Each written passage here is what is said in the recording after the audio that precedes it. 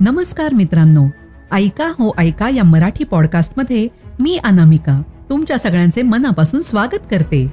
मागील पॉडकास्टमध्ये आपण त्रिकालनाथाच्या दर्शनाला जाताना कोणत्या गोष्टींना सामोरे जावे लागले हे ऐकले. आजच्या भागात आपण अष्टमहासिद्धीपासून प्राप्त झालेली 8 रत्ने राजाने कोणाला दिली आणि कामाक्षी देवीच्या मंदिरात रसायनाचा कुंभ देवी कोणाला देते हे आपण ऐकूया. भोजराजा पुन्हा त्या सिंहासनाजवळ आला. त्यावेळी 21वी पुतळी रतिप्रिया जिवंत झाली आणि राजाला सामोरे जाऊन म्हणाली, हे राजा, ज्याच्या अंगी विक्रमासारखा उदारपणा असेल त्यानेच या सिंहासनावर आरोहण करावे. यावर राजा म्हणाला, मला त्याच्या औदार्याची कथा सांग. तेव्हा रतिप्रिया कथा सांगू लागली. विक्रमाच्या पदरी बुद्धी सिंधू नावाचा मंत्री होता. तो नावाप्रमाणेच बुद्धीचा सागरच होता. परंतु त्याचा पुत्र अनर्गल हा आपल्या नावाप्रमाणे बेफाम होता. घरी तूप भात खावा आणि रात्रंदिवस अंगात जणू वेताळाचा संचार झाल्याप्रमाणे गावभर फिरावे असा त्याचा दिनक्रम होता. तो वयात आला तरी विद्याभ्यासाकडे त्याचे मन लागेना. यामुळे दुःखी होऊन बुद्धी सिंधू मंत्री त्याला एक दिवस म्हणाला, बाळा, तुला मी व्यर्थ जन्म दिला. तुझे विद्याभ्यासाकडे अजिबात लक्ष नाही. तुझे आयुष्य व्यर्थ चालले आहे.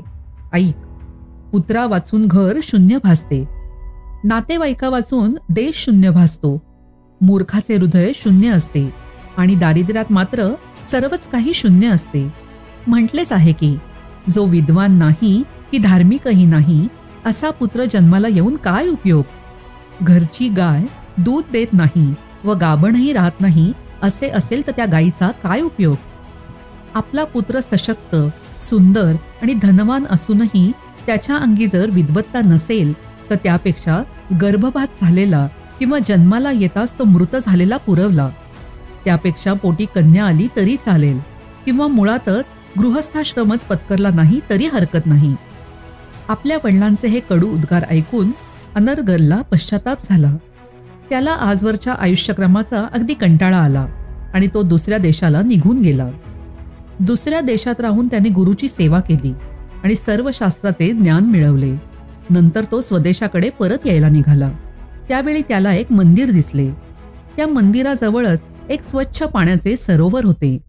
त्या सरोवरात अनेक कमळे फुलली होती आणि त्या कमळाभोवती चक्रवाकांची जोडपी कुंजन करीत होती. या ठिकाणी असा चमत्कार होता की या सरोवराचे फक्त एकाच बाजूचे पाणी अतिशय उष्ण होते.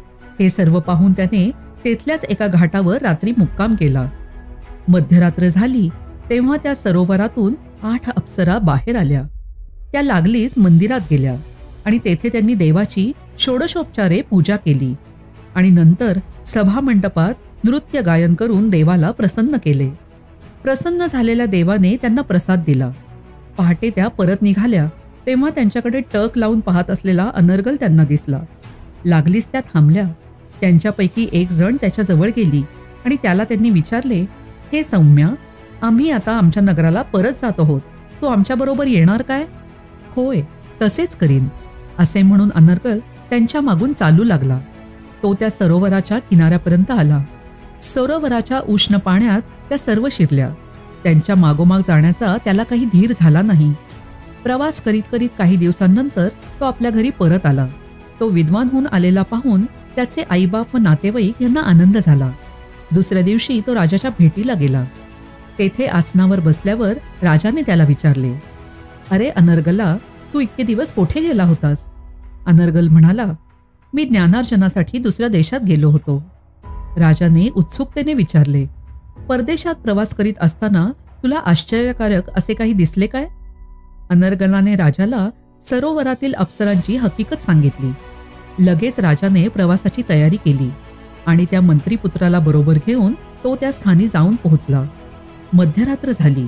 त्यावेळी पूर्वीप्रमाणे त्या अप्सरा सरोवरातून बाहेर पडल्या आणि त्याने देवाचे षोडशोपचारे पूजन केले. सभामंडपात नृत्य गायन केले आणि उषक्काल होताच त्या परतू लागल्या. विक्रमाला पाहताच त्याचे पायापासून मस्तकापर्यंत अवलोकन करत एका अप्सरेने हसत मुखाने विचारले, हे सौम्या, आता आम्ही आमच्या नगराला परत जात आहोत. तू आमच्याबरोबर येणार काय? लगेच विक्रम त्यांच्या मागोमाग निघाला. त्या सरोवराच्या उष्ण जलात शिरल्या. तेव्हा विक्रमही त्यांच्या मागोमाग त्या उष्ण जलात शिरला आणि त्यांच्यासह पाताळातील त्यांच्या नगरात दाखल झाला. अप्सरांनी त्याचा हात धरून त्याला आपल्या प्रासादात नेले. त्याच्या चेहऱ्याभोवती निरांजने ओवाळली आणि त्याचे स्वागत केले. त्या अप्सरांनी राजाला रत्नखचित सिंहासनावर बसवले. नंतर त्यांच्यापैकी एक पुढे आली आणि म्हणाली, हे महात्सवा, तुझ्यासारखा शौर्य, धैर्य इत्यादी गुणांनी संपन्न असलेला पुरुष विरळाच आहे. आम्ही तुझ्यावर प्रसन्न आहोत, तेव्हा वर मागून घे. यावर राजा म्हणाला, तुम्ही प्रथम कोण आहात ते मला सांगा. पूर्वी विक्रमाबरोबर जिने संभाषण सुरू केले होते ती त्याला सांगू लागली, आम्ही अष्टमहासिद्धी आहोत. ही दिसते आहे ही अणिमा. हिची कंबर फार बारीक आहे आणि तुला वरण्याची तिची इच्छा आहे. ही दुसरी महिमा. ही पृथुल नितंबिनी आहे आणि तुझ्या महात्म्यामुळे तुझ्यावर अनुरुक्त झालेली आहे. ही लघिमा. हिच्या कृपेने आकाशातून प्रवास करता येतो. तुझ्या समीप येण्यासाठी ही अतिशय उत्सुक आहे. ही गरिमा. ही पृथुल स्तनी आहे व तुझ्या कीर्तीमुळे तिचे प्रेम तुझ्यावर केंद्रित झाले आहे. ही प्राप्ती. ही तुझ्या प्राप्तीविषयी उत्सुक आहे. तिच्या कृपेने जी तुझी इच्छा असेल ते सर्व तुला प्राप्त होईल. ही ईर्षिता. तिच्या कृपेने काय वाटेल ते करता येण्याजोगी शक्ती प्राप्त होते. ती तुझ्या अनुरागाच्या प्राप्तीची इच्छा मनात बाळगून आहे. ही वाशता. हिच्या कृपा कटाक्षाने देव, दैत्य व मानव वश होतात.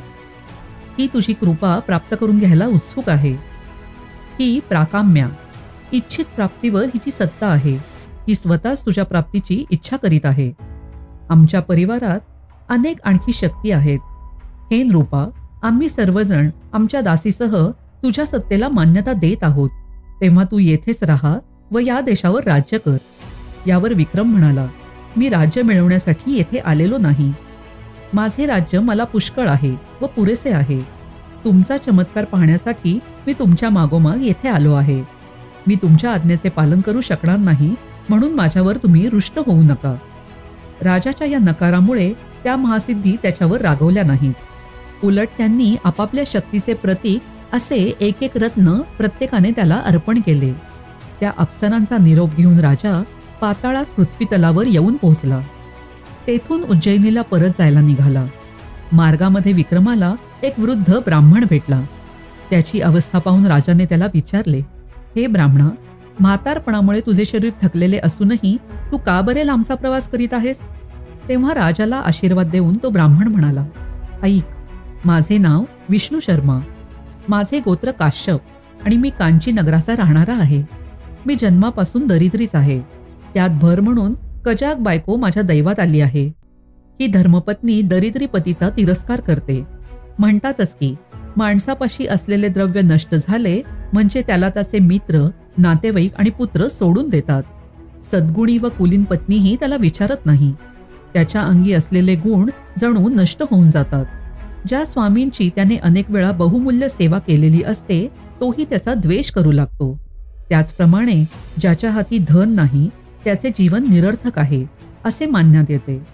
शौर्य, सौंदर्य, सुदैव, वक्तृत्व आणि शल्य व शास्त्र यामध्ये निपुणता ही त्याच्या ठायी संभवतच नाही असे या मनुष्य लोकात मानतात. मनुष्याची ही इंद्रिये शाबूत असली आणि त्याची बुद्धी अप्रतिहत असली आणि त्याचे नाव किंवा बोलणे पूर्वीचेच असले तरीही धनाची ऊब नाहीशी झाल्यावर तो जणू दुर्दैवी, दुर्बल आणि गुणहीन असलेला असा कोणी दुसराच मनुष्य होतो, हे केवढे बरे आश्चर्य आहे. काही माणसे 1000 माणसाचे पोषण करतात. काही माणसे फक्त स्वतःचे पोषण करतात तर काही माणसे स्वतःचेही पोषण करू शकत नाहीत. चांगले कर्म आणि वाईट कर्म यांची फळे अशा रीतीने मिळतच असतात. त्या म्हाताऱ्या माणसाचे हे दीन वचन ऐकून राजाला फार करुणा वाटली. त्या अष्टसिद्धीपासून प्राप्त झालेली 8ही रत्ने राजाने त्याला देऊन टाकली. विक्रमाच्या उदारपणाची स्तुती करत तो ब्राह्मण आपल्या गावाकडे गेला आणि राजा उज्जैनीस परत आला. ही कथा सांगून रतिप्रिया म्हणाली, हे भोजराजा, अशा प्रकारचे धैर्य आणि औदार्य तुझ्या ठायी असेल तरच तू या सिंहासनावर आरूढ हो. तिचे हे बोलणे ऐकून भोजराजा गप्प बसला आणि निराश होऊन आपल्या प्रासादाकडे निघून गेला. भोजराजा पुन्हा एकदा सिंहासनाजवळ आला. त्यावेळी 22वी पुतळी प्रियदर्शना जिवंत झाली आणि त्याला सामोरे जाऊन म्हणाली, हे राजा, तुझ्या अंगी विक्रमासारखा उदारपणा असेल तरच तू या सिंहासनावर आरूढ हो. यावर राजा म्हणाला, विक्रमादित्याच्या उदारपणाचा वृत्तांत मला सांग. त्यावेळी प्रियदर्शना कथा सांगू लागली. विक्रम राजा उज्जैनीत राज्य करीत असता एकदा पृथ्वीवरील आश्चर्यकारक गोष्टी पाहाव्या म्हणून तो प्रवासाला निघाला.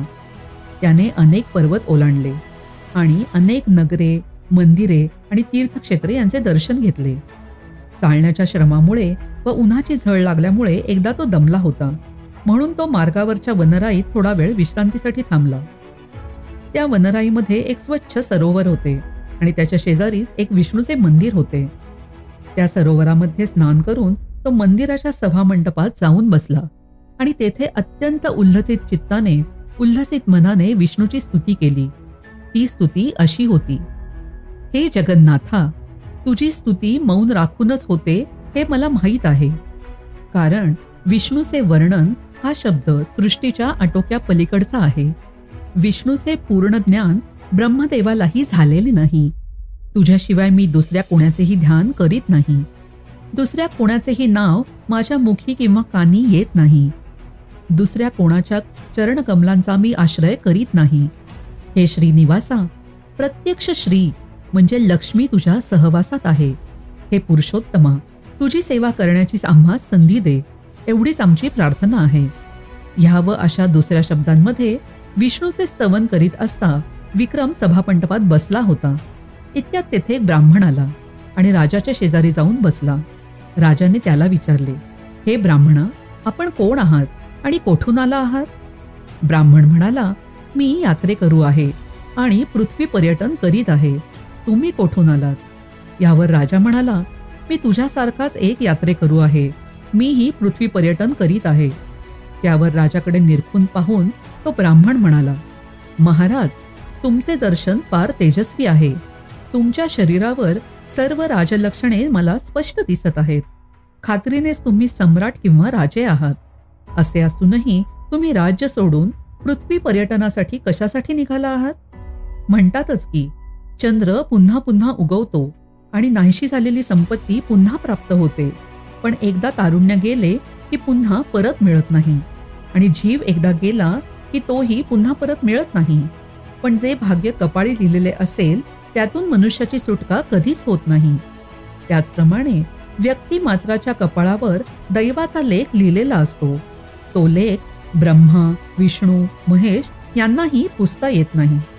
म्हणून मी तुम्हाला सांगतो महाराज, राजलक्ष्मीच्या कृपेमुळे प्राप्त होणारा वैभवाचा व सुखाचा तुम्ही उपभोग घ्या.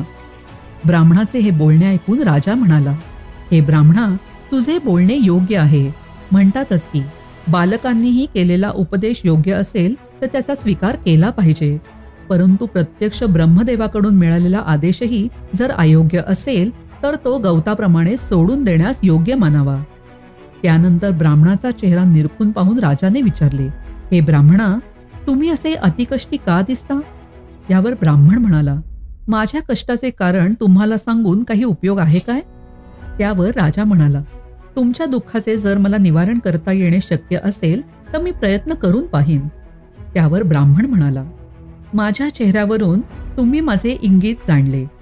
येथून जवळच नली नावाचा पर्वत आहे. त्या पर्वतावर कामाक्षीचे मंदिर आहे. तेथे डोंगराच्या कुशीत पोखरलेल्या विवरात देवीची मूर्ती आहे. त्या विवराचे दार नेहमी बंद असते. कामाक्षीच्या मंत्राचा पूर्णपणे जप केल्यास ते दार उघडते अशी परंपरा आहे. कामाक्षीजवळ रसाचा कुंभ ठेवलेला आहे. त्या कुंभातील रसाच्या एका बिंदूच्या स्पर्शाने अष्टधातूचे सुवर्ण होते असे जाणकार म्हणतात. या मंदिराच्या दाराशी आसन ठोकून मी 12 वर्षे कामाक्षीच्या मंत्राचा जप केला, परंतु देवी मला प्रसन्न झाली नाही आणि विवराचे द्वारही उघडले नाही. अर्थातच मला रसाची प्राप्ती झाली नाही. अशा प्रकारे अपयश आल्यामुळे मी निराश व कष्टी झालो आहे. ब्राह्मणाचे हे निवेदन ऐकल्यावर राजाने मनात विचार केला. प्रत्येक अक्षराच्या ठिकाणी मंत्रशक्ती असते. प्रत्येक वनस्पतीच्या अंगी औषधी गुण असतोच. पृथ्वीच्या पोटात रत्नेच नाहीत असे स्थान कोठेही नसते. पण मंत्राची शक्ती सिद्ध करणे हे मात्र दुर्लभच असते. असा विचार करून राजा म्हणाला, हे ब्राह्मणा, मला ते ठिकाण दाखवा. द्वार उघडण्याचा मी प्रयत्न करतो. नंतर राजा त्या ब्राह्मणाबरोबर कामाक्षीच्या विवरात उतरला आणि रात्र झाल्यावर गाभाऱ्याजवळच्या द्वाराजवळ ते दोघे झोपी गेले. राजाला स्वप्नात दर्शन देऊन देवीने विचारले, हे राजा, तू इथे का बरे आला आहेस? त्यावर राजाने सर्व हकीकत देवीला सांगितली. त्यावर देवी म्हणाली, ज्याच्या शरीरावर 32 लक्षणे आहेत, अशा पुरुषाचा रक्ताचे सिंचन केल्याशिवाय हे दार उघडणार नाही. दुसरा कोणताही उपाय येथे चालणार नाही. देवीचे हे बोलणे ऐकताच राजा जागा झाला आणि आपली तलवार उपसली आणि त्या तलवारीचा वार तो आपल्या मानेवर करून घेणार इतक्यात देवी तिथे प्रकट झाली आणि त्याचा हात धरून ती म्हणाली, हे राजा, मी तुझ्यावर प्रसन्न झाले आहे, तेव्हा वर मागून घे. त्यावर राजा म्हणाला, हे देवी, तू माझ्यावर खरोखर प्रसन्न झाली असलीस तर तुझ्यापाशी जो रसायनाचा कुंभ आहे तो या ब्राह्मणाला देऊन टाक. राजाची ही मागणी ऐकताच देवी तथास्तु म्हटली आणि लागलीच विवराचे दार उघडून रसायनाचा कुंभ देवीने राजाला दिला. राजाने तो त्या ब्राह्मणाला दिला. राजाची स्तुती करत ब्राह्मण कुंभ घेऊन आपल्या गावी गेला आणि राजा राजधानीकडे परतला. ही सर्व हकीकत ऐकून पुतळी प्रियदर्शना भोजराजाला म्हणाली, हे राजा, आत्मयज्ञाविषयी अशी तत्परता आणि असा उदारपणा तुझ्या ठाई असेल तरच तू या सिंहासनावर आरूढ होण्यास योग्य आहेस, अन्यथा नाही. तिचे हे उद्गार ऐकून भोजराजा खिन्न झाला आणि आपल्या प्रासादाकडे निघून गेला. चला तर मंडळी, आज इथेच थांबूया. पुन्हा लवकरच भेटूया आपल्या नवीन भागाबरोबर. तुम्हाला आमचा हा भाग आवडला असेल तर लाईक करा, फॉलो करा आणि शेअर करा. आणि हो, ऐका या मराठी पॉडकास्टच्या इंस्टाग्राम, फेसबुक आणि यूट्यूब पेजवर हा भाग तुम्हाला कसा वाटला हे कळवायला विसरू नका. तोपर्यंत ऐकत रहा. ऐका मराठी पॉडकास्ट. धन्यवाद.